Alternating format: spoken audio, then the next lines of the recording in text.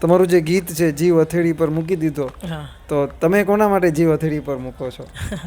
હવે આમાં એકચ્યુઅલી અમારે એવું કોઈ હતું તો નહીં, પણ જસ્ટ કિસ્મતમાં આવી ગયું ને તો બધું થઈ ગયું એમ. બરાબર. અને અમારા બી લવ મેરેજ જ છે અમારા. અચ્છા, હા. તમારા પત્ની, હા. એના વિશે જે તમે કહી શકો, હા, એટલે એમનો કે- પણ પછી લગ્ન પછી સપોર્ટ રહ્યો છે? હા, મારા સગાઈ થઈ હતી ત્યારે 3 વર્ષ સગાઈ રહી હતી. હમ. અને ત્યારે નામ નહોતું મારું, પણ સગાઈ કર્યા પછી બી અમારા જીગર સ્ટુડિયોમાં એગ્રીમેન્ટ થયો, પછી નામ ના થઈ. બરાબર. સગાઈ બગાઈ કર્યા પછી બી બરાબર. પછી બધું જે થઈ ગયું એમના રીતે ચાલી ગયું. બરાબર. તમારા જે ગીત છે, આમ તો જિગ્નેશ કવિરાજના પણ ગીત છે, એટલે હું એમ માર્ક કરતો હોઉં કે જે પેલા બેવફા, જે દુઃખી, એ પ્રકારના ગીતો બહુ હોય છે કે બેવફા તને ભગવાન માફ નહીં કરે, એ ગીત પણ તમારું પોપ્યુલર છે. એ ગીત પહેલા તો કઈ સંભળાવો. દિલ તોડી વાટથી ફરે બેવફા તન ભગવાન માફ નહીં કરે, મને ભૂલી પ્રેમ બીજે તું કરે બેવફા તન ભગવાન માફ નહીં કરે. આ રાજનભાઈ અને ધવલભાઈએ હા, લખેલું એમને ગીત લખેલું છે. છે. આ ગીત કઈ રીતે થયું? જીગર સ્ટુડિયોનું જ છે આ ગીત? હા, એમાં રાજનભાઈ ધવલભાઈ પહેલું બી સોંગ, આ જે સોંગ છે આરે દેવી રમાવો, તારા ભરોસે, આ બી બધા સોંગ રાજનભાઈએ જ લખેલા છે. રચના બધી એમની છે. બરાબર. એ બંને વ્યક્તિ એ બહુ સરસ ગીતકાર છે, બહુ સરસ અદ્ભુત છે. એમના વિશે શું કહેશો તમે? એમના વિશે એમના જેવું કોઈ રાઇટર ખરા લખવાવાળા સારા જ છે, પણ તો બી એમના જેવું કોઈ નહીં એમ.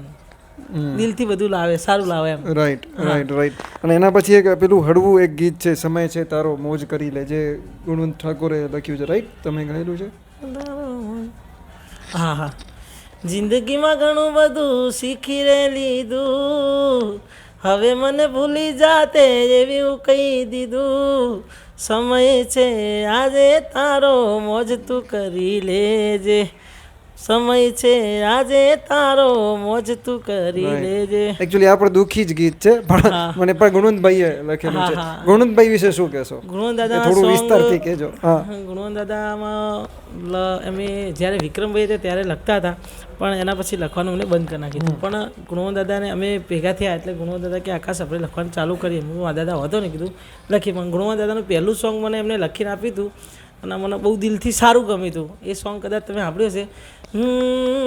ચમફાવશે રે જાનું ચમફાવશે, ચમફાવશે રે જાનું ચમફાવશે, આ હરિયે મારા વગર ચમફાવશે, પૈણવાનું તને બહુ સારું લાગશે, પૈણવાનું તને બહુ સારું લાગશે, પછી તન મારી બહુ યાદ આવશે. આ સોંગ બી મારા ગુણવંત દાદાએ લખેલા છે. હા. અને આજે તમને ગુણવંત ઠાકોરને કંઈ કહેવું હોય તમારે ઓન કેમેરા, તો શું કહેવા માંગશો? બસ અત્યારે જે કંઈ છું એમના કારણે છું. અત્યારે મારા ભગવાન બી એ જ છે એમ. અત્યારે એ ના હોત તો હું કશું ના હોત, એ ના મળ્યા હોત તો કશું ના હોત.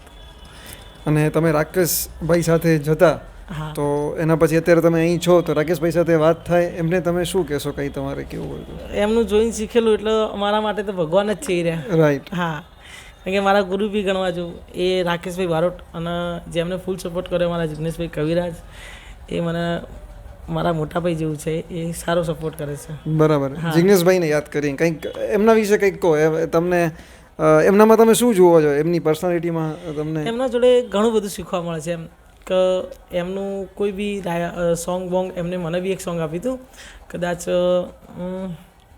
આ સોંગ લગ્નનો ઢોલ સંભળાય જાનું ના વાહમ, જોઈ મારા કાળજા બળી જાય જાનું ના વાહમ, અરે તું તો કહેતી તી આકાશ વિજે નહીં પૈણું, તારા ગળાના હમ બીજું ઘર નહીં કરું. આ સોંગ અમારા જીગાભાઈ મને આપી હતું.